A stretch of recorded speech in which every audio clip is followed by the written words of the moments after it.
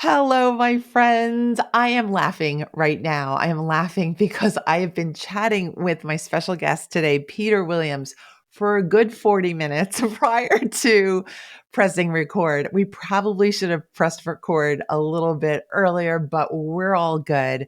I am so grateful to have Peter here as a knowledgeable, inspirational, powerhouse of a guest today. And I'm just going to give the mic over to him because he's, among other things, a professional speaker. So, welcome to the show, Peter. Hi, Christine. Thanks for having me on. Thank you for being here. Please Thank you introduce for the chat yourself. and the laughter Yes. beforehand. Thank you, too.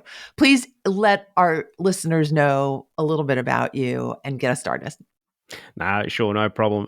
So, giving you the short version, is pretty much that. So, I am a professional speaker, and my absolute passion and purpose is to help connect people with themselves.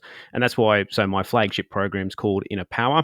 Yes, some people might say it's a bit corny or a bit cheesy, but it really is what it's about. And it's about ultimately what I say to people is that it's a conscious living program. But even with that, a lot of people don't understand what that really is. And the simple way to say that for people and your listeners is that so many of us are walking around on autopilot and being run by, as you would know, our subconscious programs that have just been running. And it's no different. It's like running or working with a computer that is outdated and it's just doing the bare minimum to keep itself going. And that's not what we're here for. So I've had the absolute privilege and honor of working and being connected very closely. Like I am a channel, so I work as a psychic medium for a number of years. I've had the privilege of working the stage, speaking to hundreds of thousands of people and helping them to understand that there is more to life than what's just in front of us and like living the day to day, the 9 to 5, or paying the bills and paycheck to paycheck. It's more about if we embrace that and we start to connect with ourselves more, we will start to be more inspired and we actually attract more happiness and that more abundance into our lives. So that's ultimately what I do. I love what you do. And what we've been chatting about for the past 40 minutes has not been about what Peter just said, remotely connected. It Absolutely. is. It Always. is. Absolutely. But I can't wait to dig in deeper into what got you to be this guide for people to be more conscious in the way they live. Could you bring us back to maybe the beginning point for you or a time where you feel that this all started for you? Well, that goes way back. So realistically, where I kind of pinpoint as a significant change for myself was I was about 12 or 13 years of age. And at that point, it was more of a case. And this is one of those things, even to this day, I still cannot explain why. It was just the whole fact of I was looking for something more. I knew that there was more going on than just school. I knew there was more than going on of like just being at home or playing the PlayStation. Even back then, I was fortunate enough. I had the good old, and some of you might recognize this. I had the 56K dial-up modem. The old, and then someone picks up the phone, you lose your internet connection. Those good old days. But I went looking and I found some exercises around meditation. And it was through learning meditation, the very first moment or the first night that I tried it, I connected, and all of a sudden there was this beautiful kind of energy and connection around, and it just opened up this floodgate of connecting to more than what was in my current life that my eyes and my ears could perceive. And from that, it's just been such an integral part of me. It was like I found me for the first time. And for a lot of people, and a lot of times when I do speak to people about it, I do liken it to kind of coming out of a spiritual closet, so to speak, because when you have this fountain of belief and you start talking about something that's a little bit more beyond yourself, it's not an easy topic to talk about because, some people will look at you funny. Some people will not even just look at you funny. Some people will give you the scowl look, going, what are you talking about? Like, so it's a very, very tricky thing. But what was even more important, it was just a hobby for me for the teenage years. So it wasn't anything massive, but I just loved it. It was a great thing where no different to my two loves are is energy, spirituality, and fishing. So I was doing between the both, and it wasn't until I was in my early 20s I moved to Japan to go and work in Japan. And when I was there, this part of me just jumped up so much because it was the first time in my life that I had no one that I knew around me in my everyday life. I didn't have my family. Don't get me wrong, I love my family, but I didn't have my family. I didn't have friends that I've grown up with. This was like a brand new, clean slate that I could work with. And it was because of that I was like, and I remember so vividly having this moment, this epiphany moment going, you know what? Bugger this. I'm literally going to, this is such a big part of me. I'm going to tell people that this is what I do and this is one of my interests. Why should I hide this? And I was, constantly, at the bar, as you do when you're an expat. You find, your own little tribe when you do. And it was me because it was always kind of people coming and going because that was the place that it was. But it was. And when people would start to ask, I said, I do this. And it was great. I felt so empowered at that point at such a young age to kind of go, it's nice to know if people don't like that about me, they'll take themselves away out of my circle. The people who did, they would actually come closer. And that for me, like at that point, was such a big moment to realize I had to be my true, authentic self. And because that way I would have the good, true, authentic people around me. Because if I was hiding or I was pretending, then I've got people around me who are doing the exact same thing. So they were the two big epiphany moments that really kind of got me going on this path. Then to become the speaker that I am today, that was not planned.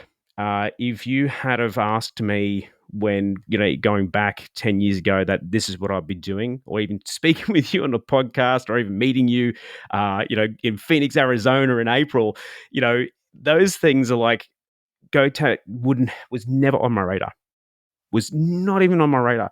And it was literally the universe saying what they had to say because most of you would have been aware of the Fukushima earthquake back in 2011. You remember that one? Mhm, mhm. Well, I was there.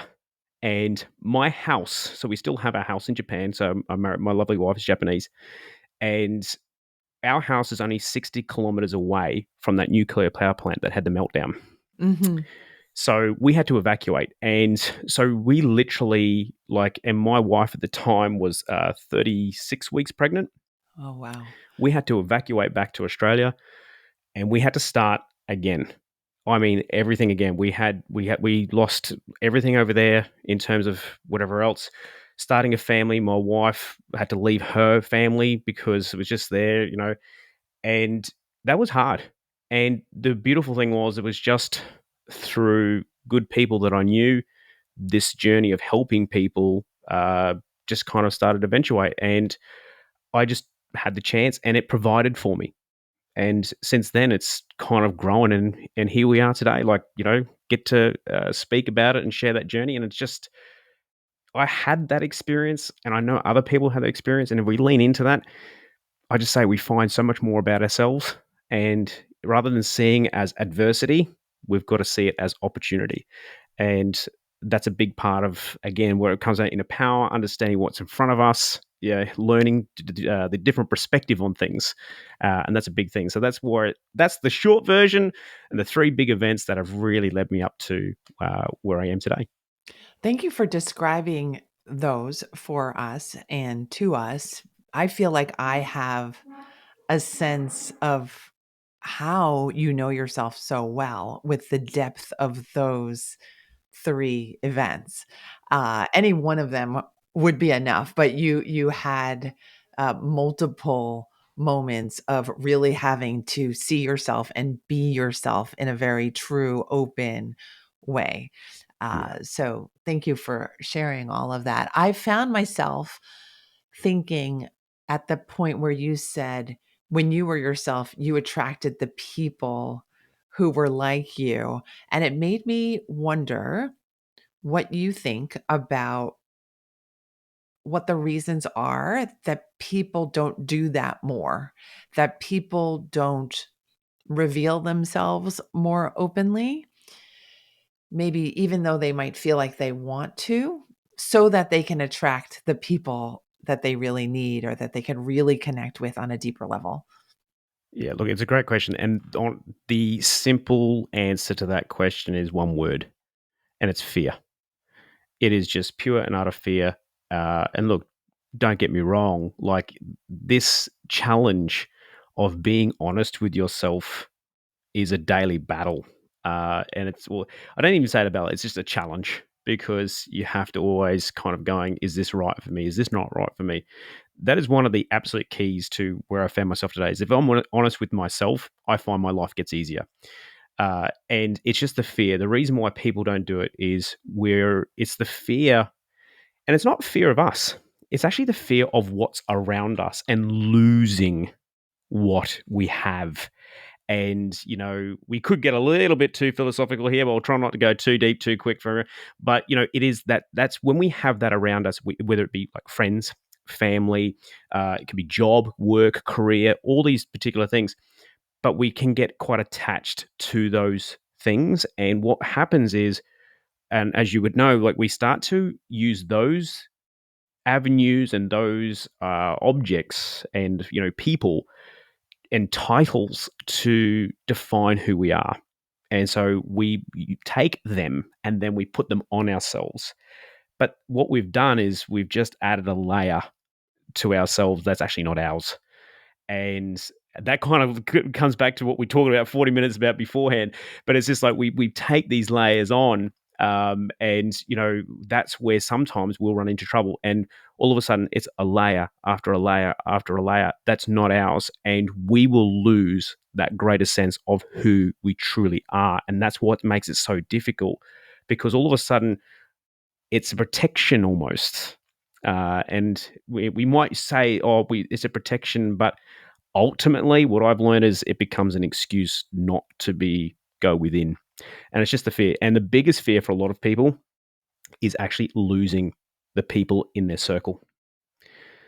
That is the biggest fear there, and that's mean you could say yes, it's a fear of judgment, or it's you might say, uh, it can be a fear of like losing, but it is. It's just like, but the thing is, what I noted was that you need to create space in order to gain what you truly want and need in your life. And you got to think about it. It is no different. If we had the room right now, like full of unnecessary clutter, or and we all, let's face it, everyone knows at least one person who has a house that's like going, yeah, there's a bit too much stuff around. The hallway's got boxes of clothes that you've never worn for 5 years in it, or if you have a look, they've got all the little trinkets that are all dusty on top of the dresser and stuff like that. And you start going, well, what does this mean? What does this do for us? But the whole thing is, it takes up space. And if we actually take that away, then we can and once you see space, you actually create space for your mind to start going, what can I do with this? It's no different. If you take for your listeners, I've got a nice big kind of print behind me here with rocks and the Zen stones and the sand garden. But when you look at that, you see what you see. But if I said to you, can you add to that? You would struggle because there's already a preconception in your idea. But if that was a blank canvas, your mind could really go wild and go, well, I could do this and I could do that. And so even when it comes to our life, we also have to realize that we are filling up the canvas, but sometimes with unnecessary things or things that don't really serve us. And it's just the fear of letting go and creating that. And I think with fear of being hurt, because let's face it, our mind does not like pain. But the biggest thing is I want to say is, and I love this because this was a beautiful message that was given to me that I pass on to a lot of my audiences, is that the universe does not want to create pain for us. However, they said the reason it does is because it's the only time that we actually stop and listen. And when you think about that, I want you all to think about that for a second. Like, when you are in pain, it really is. It's the only time that you will stop yourself and reflect on everything that's going on around you immediately. You stop becoming the human doing. You start to be being. You have to be in that moment because you're hurting and you have to do what's necessary to take care of you. And so sometimes that is letting go of things. So yeah, it's a big thing. The fear is a huge battle. It's a challenge, but it's always going to be there. And I just encourage everyone to at least work through it or have a go at it because the rewards are worth it. I love this. I'm eating up every word, and I absolutely agree with everything that Peter has said. I particularly agree with the loss part, that there's a fear of loss. And as you were describing the whole setup, I was thinking loss. It's really the big scary thing that once you attach yourself to something, an idea, Yeah. a person, a job, a layer of yourself, it feels too scary or too new to consider an alternative, to consider living in a different way. And now I want to borrow everything that you just said in your brain Yeah.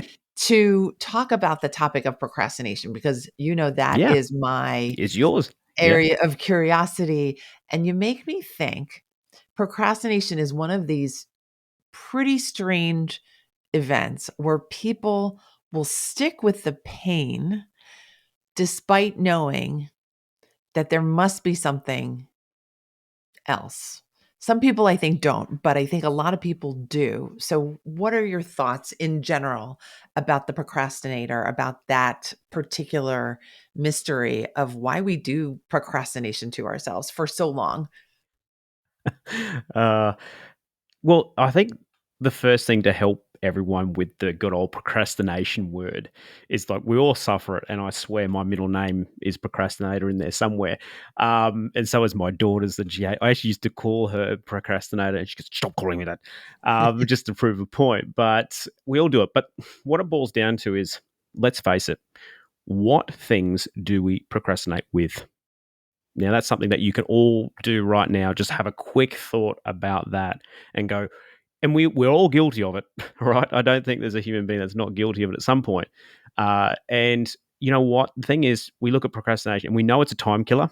We know it rob us of a lot of time and progress, so to speak. But when we have a good look at what are we procrastinating about, it's a big thing. And usually, the first thing that most people can relate to is just the stuff that's really what I call mundane. It's the everyday grind stuff. Like, let's face it, paying bills, right? There's a big one that everybody like, I have to pay the bills. It's like I've got to get that done because there's no massive reward in that. Unless you're gonna sit there, yes, you could go, I'm grateful to pay my bills today, and whatever else. And I'm like, yes, you might be, but are you really gonna say you're super grateful for paying the tax office and the IRS to do this today? But the whole point is like, but that's because there's no reward in that for us. There's no massive benefit in that for us. And I think that's where it stops us. But I always look at procrastination as a great compass tool. And I look at it as wherever we start to procrastinate or our mind starts to do that, it's letting us know that this is not our thing. This is not leading us towards our truest self, like we're talking about, but it's not leading us towards or getting connected with our passion. It's not connecting to our purpose. And like we were talking about before, it's like, I was made quick mention of Simon Sinek and his talk about play to your strengths. Because if you do, you're gonna enjoy doing it. But that's me. And so, as we are talking about, I said I'm a speaker, and here we are on the podcast. I'd rather do this than sit down and write 5 blogs. I can tell you that right now. And I remember when blogging was the thing, and I was there. It would take me all friggin' day to write a single blog, and and by the time you post it, a week later it's done, and you're going, that's a whole day. And people do not appreciate the time that it took me to do that. But it's the whole thing of like, but again, it wasn't my thing. I did it, and I procrastinated because I felt I had to do it for my business at the time.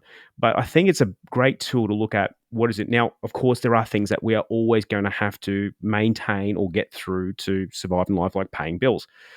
But I think a great thing, like which you and I can relate with, is business.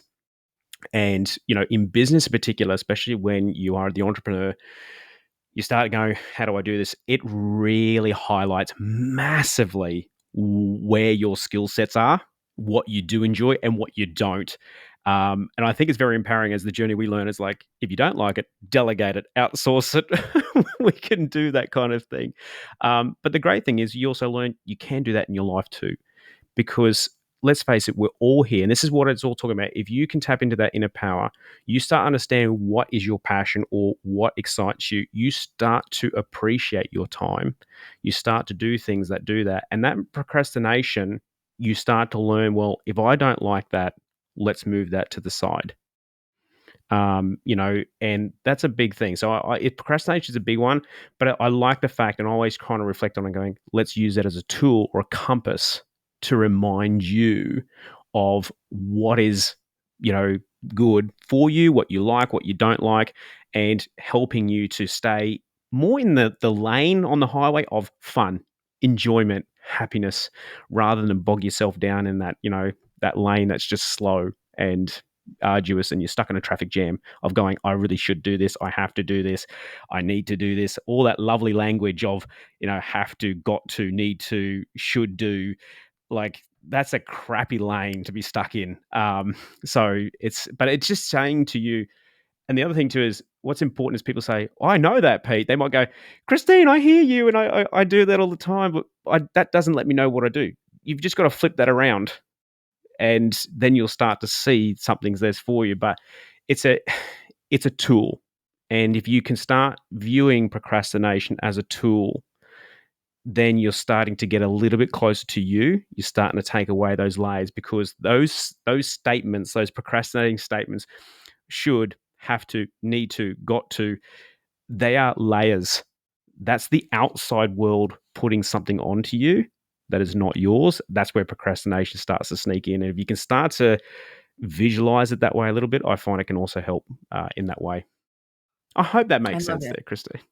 That Just, was beautiful. I'm gonna tuck that away and use that as often as I can when I'm working with people. Thank you for that.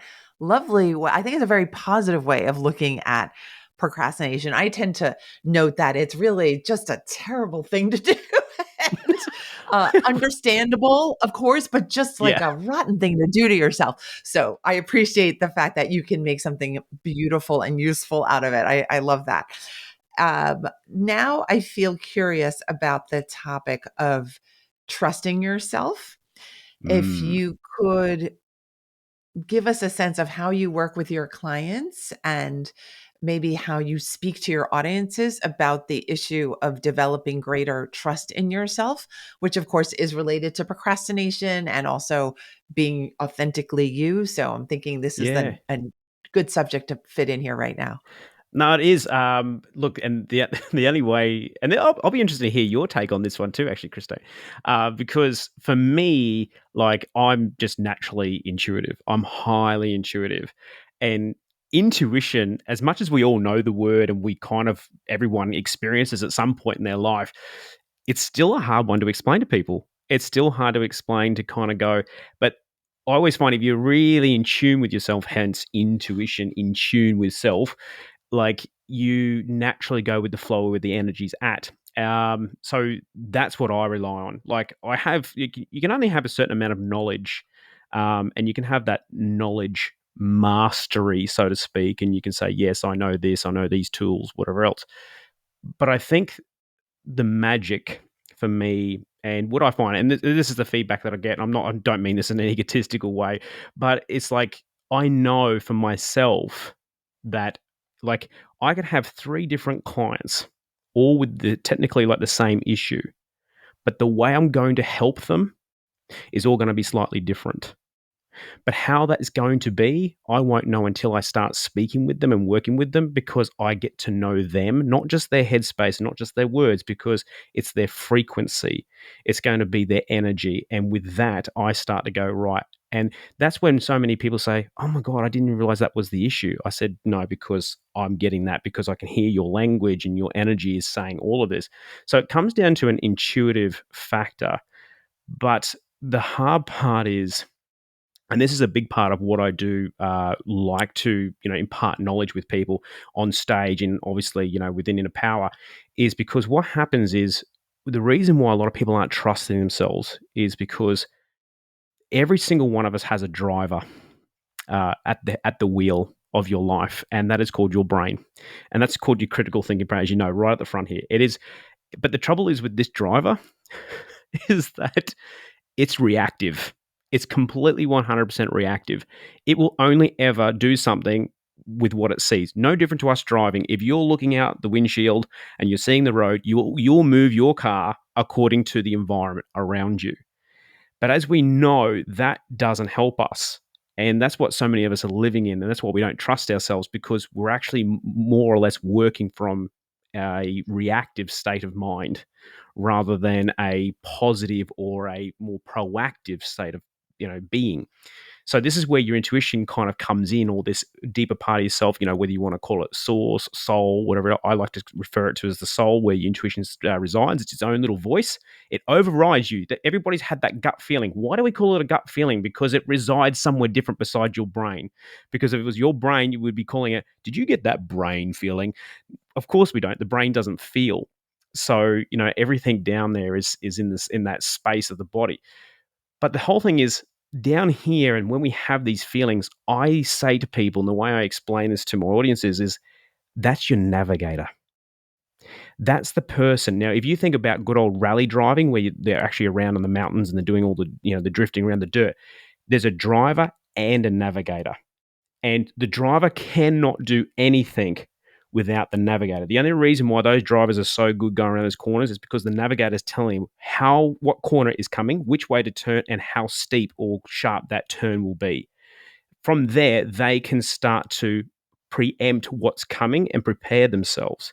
If you took those races and didn't have the navigator, there would be a lot more trouble. There'll be a lot more crashes and whatever else. So the whole thing is, to get and to trust yourself, you have to get in communication and in sync with your navigator. Your driver and your navigator have to get in sync.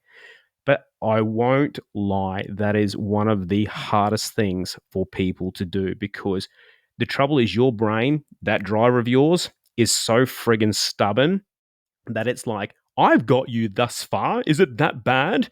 I'll keep taking you this way." And then all of a sudden, you start to bring the navigator into the scenario. They're going, "Who are you? Shut up. I know what I'm doing." That's what happens, right? So it's like, I see it with my clients all the time. They go, "I finally got this, but my brain's saying something different." It's like, because your brain's arguing. Your brain is fighting for control all the time.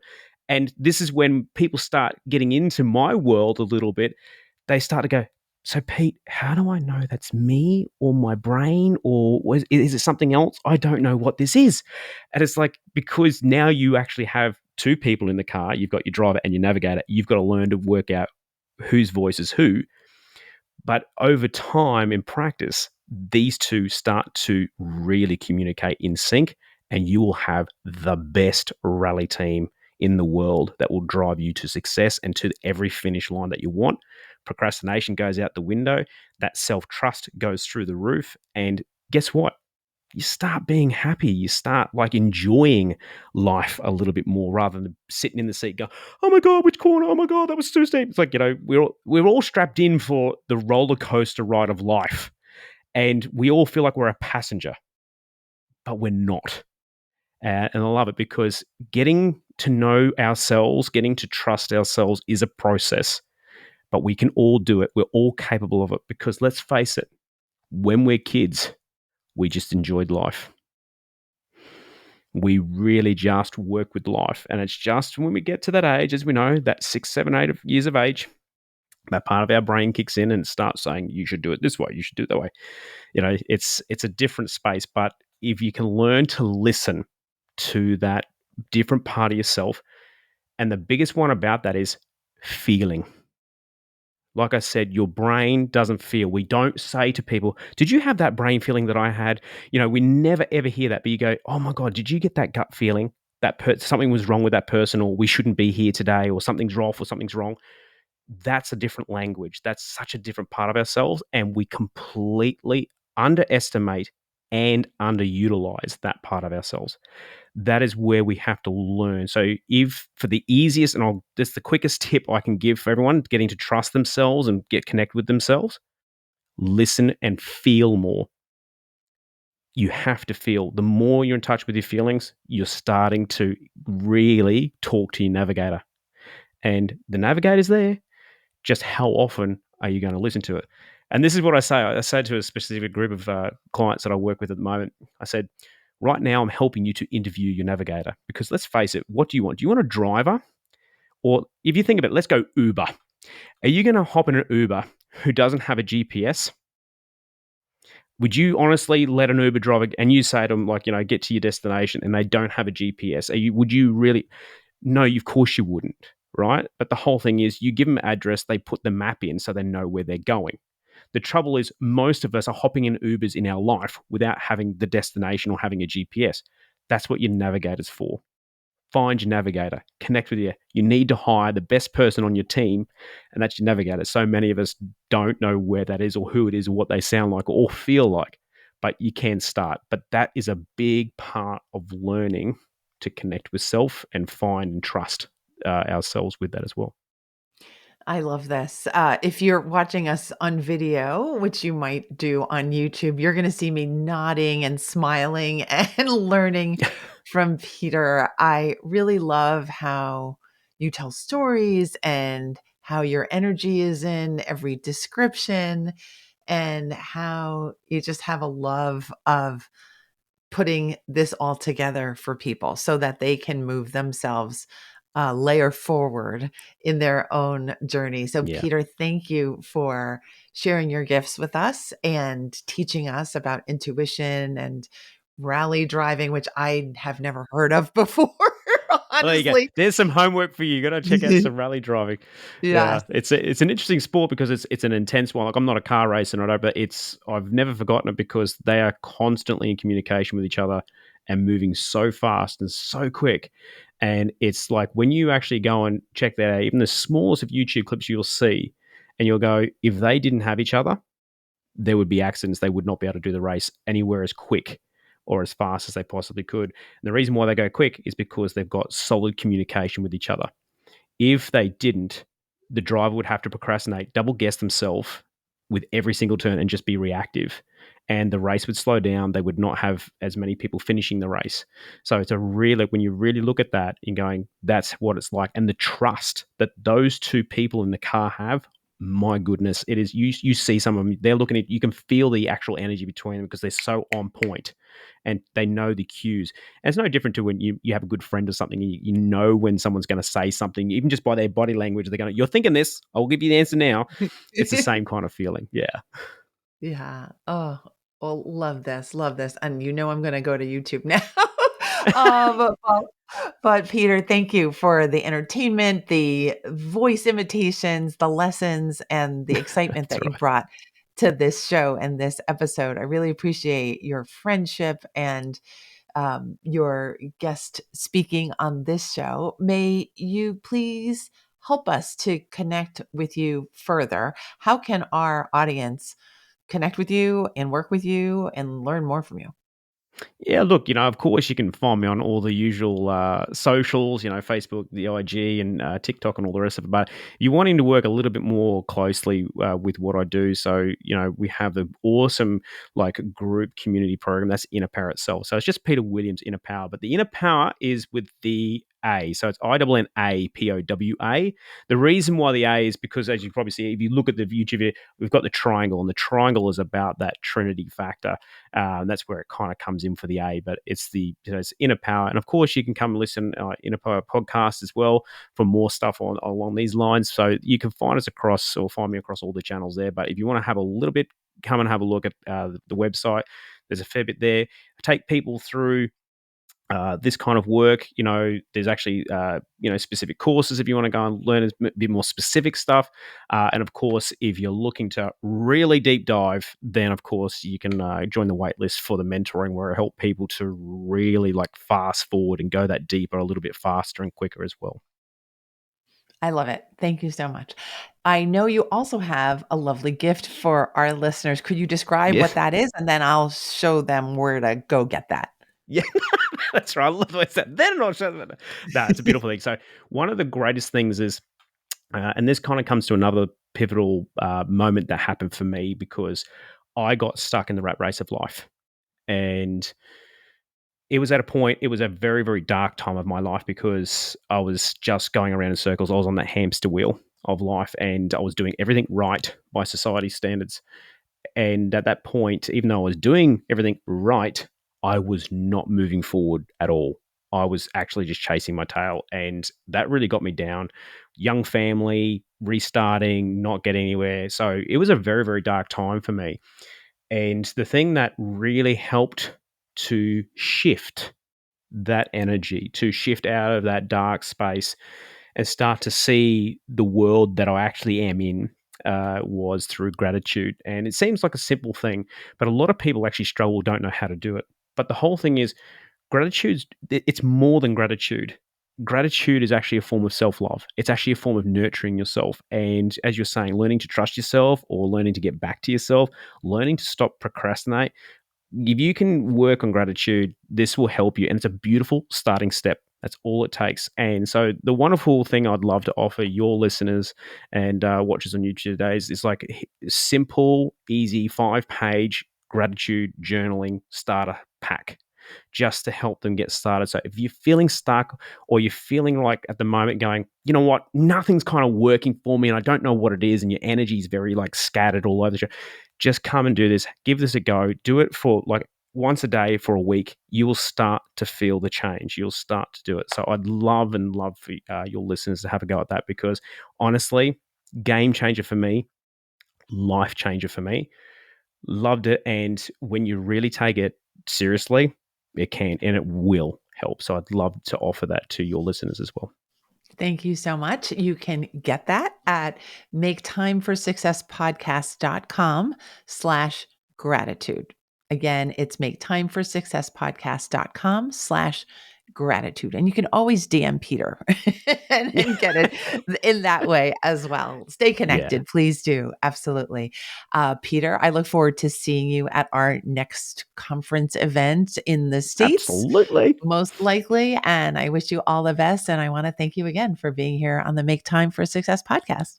Well, thank you for making time for me. I really, really appreciate it. All right, everyone. This was a lovely one. Let's stay together. Let's stay connected. And I will see you next week for another episode. Take care.